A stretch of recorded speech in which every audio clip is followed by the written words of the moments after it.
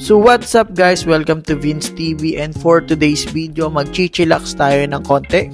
So for the first time, magta-try tayo mag-camping dito sa Splendor Hills, Batangas. Ito ay located sa Tanawan, Batangas. Mga 1.5 oras na biyahe lang at mararating mo na to.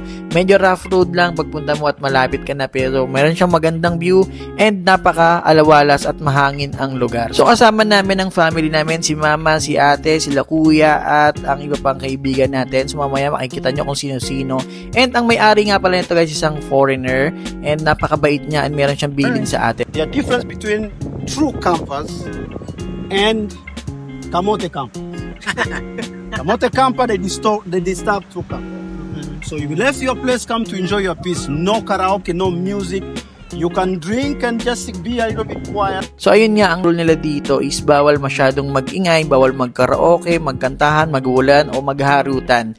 Ang gusto niya dito is medyo magrespetuhan tayo sa pagre-relax ng bawat isa, and yun ang camping para sa kanya. So muna kami sa ilalim ng puno para mag-snacks, mag-lunch at magpahinga ng konti kasi syempre bumiyahe din kami, and para ma-enjoy na rin namin yung magandang view, malamig na hangin at konting kwentuhan na rin. And maya is mag-setup na rin kami ng aming mga tents. So ang una kong sinetup is yung aming owning tent na naka-built-in sa aming sasakyan, and sinunod ko is yung dalawang 3 capacity tents namin na nabili namin sa Decathlon. Mabilis lang siyang itayo and the same time sturdy siya.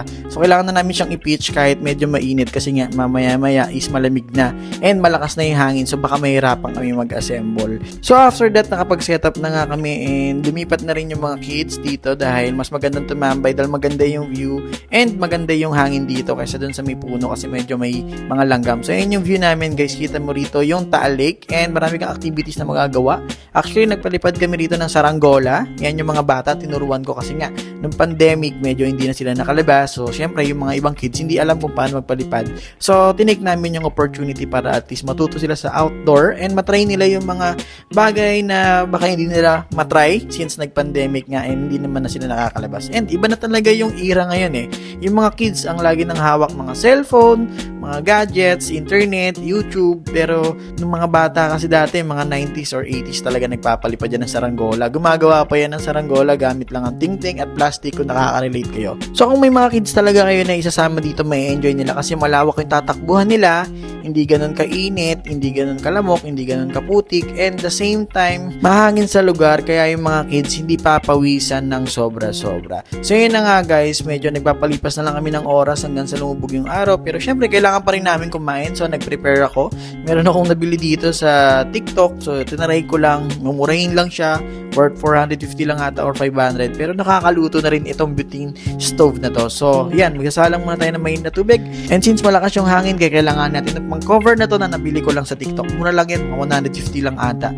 And pansit canton yung iluluto natin guys, instant lang syempre para sa mga kids and para sa mga adult na nagugutom na kasi medyo hapon na rin. So yan nga guys, papakita ko sa inyo kung paano ako magluto, pero wag na lang.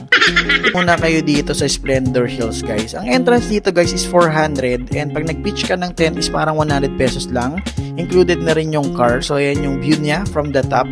Gumamit kami ng drone, allowed naman nila, and kaya rin naman ng small drones dito kahit medyo malakas yung hangin. So guys, flex ko lang din pala ito, nabili kong portable na ihawan sa TikTok. So yun guys, may dala kaming uling dahil masarap mag-ihaw dito ng barbecue hotdog.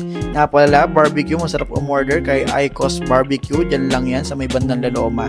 So guys, nagkabit na rin ako ng mga ilaw kung nakikita nyo kasi nga medyo dumidilim na, and mamaya-maya mahirap na mag-setup kapag madilim na. Kaya yung mga fairy lights namin o yung mga other lamp na kailangan namin i-setup, kailangan ko na talaga siyang ikabit kasi nga magdidilim na. O diba, ang bilis dumilim. Pero ang ganda kapag may ilaw na ganyan, diba? So makakaiwas sa aksidente rin yan. And meron akong portable dito na timba kasi nga lalagyan na namin ng tubig kung sakaling may kailangang hugasan or kailangan nilang ng tubig dahil may bonfire kami mamayang gabi, malakas-lakas yung apoy, baka lang may tumalsik sa may tent, maganda na rin yung scene.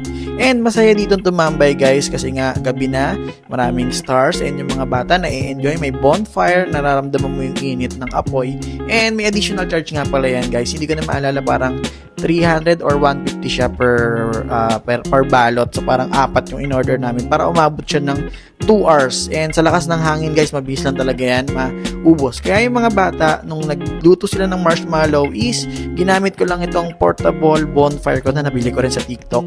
Napaka-portable lang siya and ayun, maganda rin siya, na-enjoy ng mga bata. And hindi pa siya masyadong delikado katulad nung may malaking apoy kanina dun sa bonfire. Panang gabi dito guys, yan talaga may enjoy nyo kasi malamig na yung hangin pero dry naman siya. So hindi naman siya yung talaga magkakasipon yung mga bata. Safe naman siya. Actually, nawala pa nga yung mga sipon ng ibang bata na nakatambay dito. And syempre medyo may onting inuman. Allowed naman nila yung alak. Pero syempre minimize nyo lang yung ingay kapag umiinom kayo ng drinks nyo dito. Yung tamang kwentuhan lang ba, chillax. So yun, umaga na guys.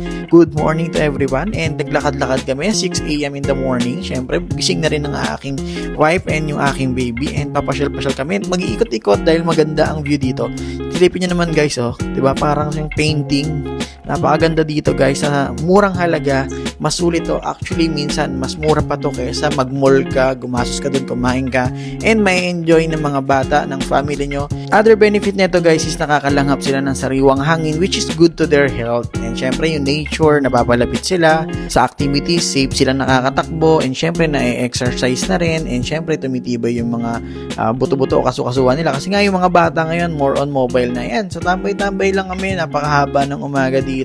And mamaya-maya magluto na rin kami para sa aming breakfast. So syempre magigisa tayo ng konti gamit ang ating butane stove na pinakita kanina. Yan yung itlog. Pasensyahan nyo na, medyo magulo yung pagkakaluto.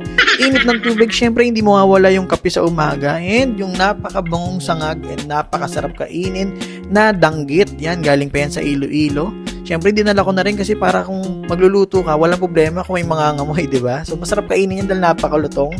Sabay mo sa mainit na sangag. Yan. Siyempre, may barbecue tayo. Natira pa to nung isang gabi. Medyo lang. Pinadala yan from Icos Barbecue. Thank you so much. Yan. So, tuwan-tuwa yung mga bata. And, nagkakaroon sila ng magandang appetite. Kasi nga, lumalabas sila. Hindi yung puro fast food lang yung nakakain nila. Which is mas mura na and mas maganda pa sa health nila. And, siyempre, sa paglaki nila, pwede nila yung madala. Malapit sila sa nature. At the same time, pwede nilang ituro sa mga susunod na generation. So, yun guys, pakita ko sa inyo yung full view dahil malapit na rin kayong umuwi habang nagliligpit. Ito nga mula yung drone shot mula sa umaga na bago kami umalis, yan.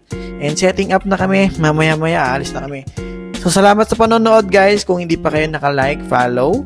Siyempre, subscribe na rin kayo sa aming YouTube channel and see you to our next video. Yan, salamat sa suporta. Yun lang, kita-kits tayo and peace out!